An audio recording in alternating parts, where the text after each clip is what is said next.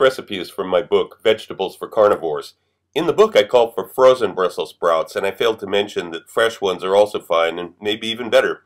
The end result here has been compared to an American Thanksgiving dinner because you seem to taste dark turkey meat, sage stuffing, and a hint of roasted nutty Brussels sprouts in every bite. But there is no meat. This is completely vegetarian.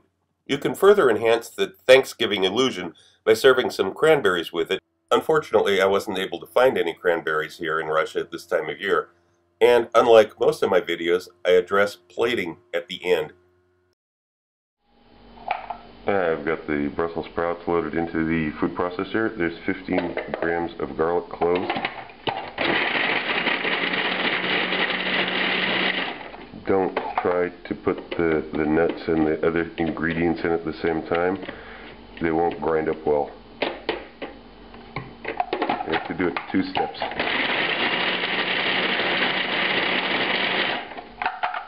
Okay, you still want some reasonable sized pieces here. This is about right. This is a good size. Just give it one more little quick blast. Okay, toast the almonds in a dry pan, preferably cast iron. And when you see some dark spots on them, the sides that touch the pan, they're done. Then transfer them to a bowl and let them cool off for a few minutes. Okay, the Brussels sprouts and the garlic have been transferred off to a bowl. There's some crumbs left in here. Don't rinse this out. Keep it dry. We don't need this to be perfectly clean because it's all going to be combined together anyway. Here's the almonds that have been cooled to room temperature. A teaspoon of coarse salt, and I've got 3 juniper berries here. Put in.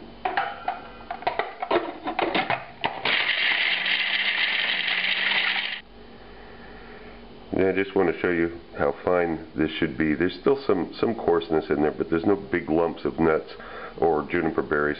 And these get mixed together, as well as the hoisin sauce. And I'm using the Stokes one, just as I explained in the Vegetables for Carnivores book.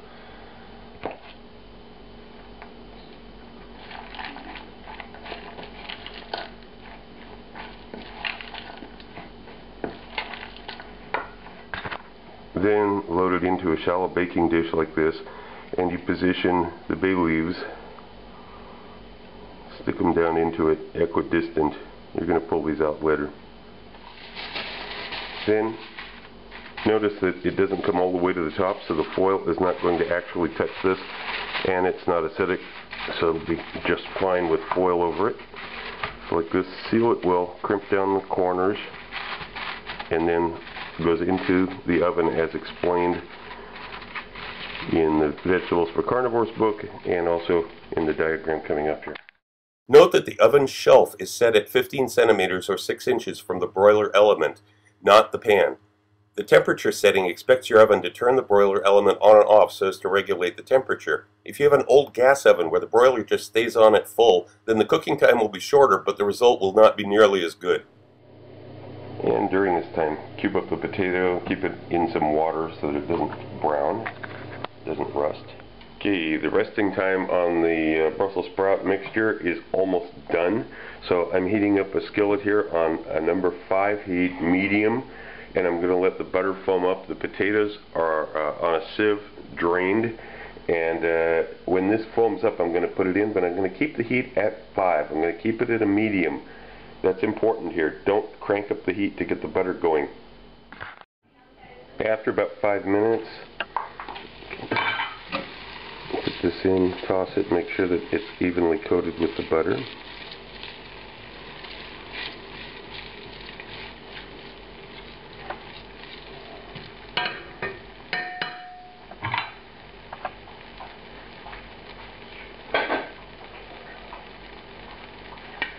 And you're going to put a lid on it and begin counting the time. Okay, after the 5 minutes is up, we'll remove the lid.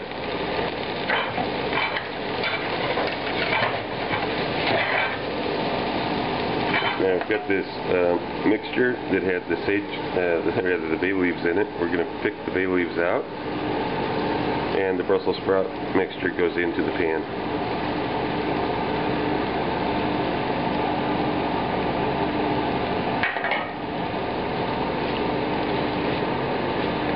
And we're going to cook this for about 5 minutes, just the way it is right now.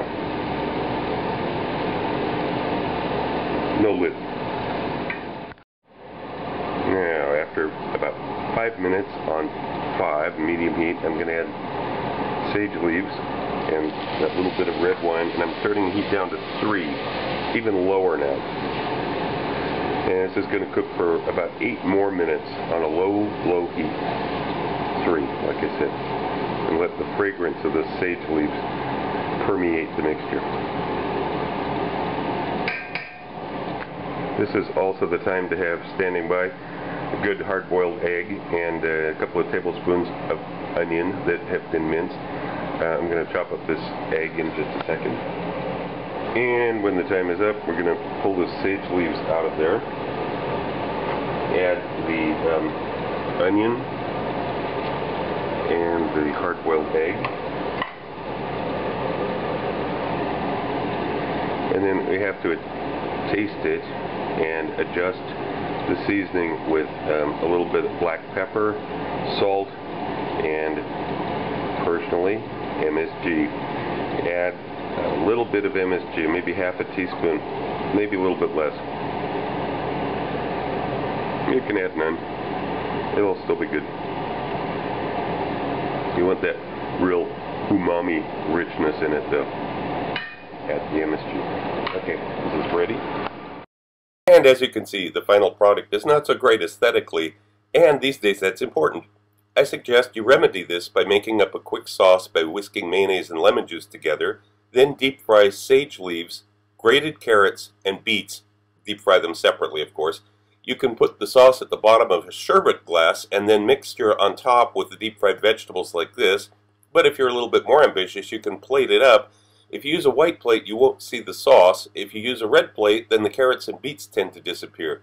The most vibrant color combination is purple or blue for the plate, or black also works. I'm pleased to announce a new, completely different type of cookbook. If you watch my channel regularly, you know that the recipes I present are usually centered on meat or seafood and seldom vegetarian dishes. This new book is a departure from that norm. Only vegetables, fruits, eggs, and dairy are used in dozens of recipes here. The key here is that these recipes don't taste like typical vegetarian food. This isn't a bunch of salads and bean sprouts wrapped in pita bread. These are completely satisfying, hearty dishes that use the science of food chemistry to produce meat-like aromas and flavors. But don't worry, there's no weird chemicals involved, just ordinary foods and spices that you can get in any grocery store.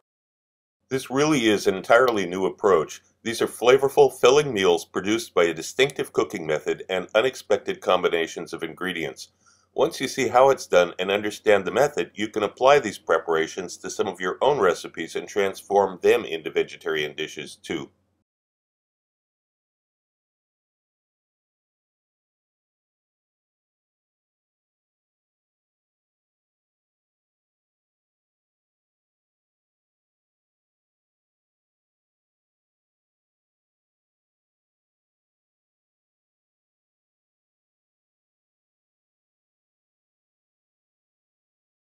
Also look for my cocktail book, Cocktails of the South Pacific and Beyond, Advanced Mixology, available through Amazon online. If you want to know more about my adventures as a chef around the world and have some great laughs along the way, be sure to check out the video tour of my book, 40 Years in One Night. It's up on YouTube right now. Click the link.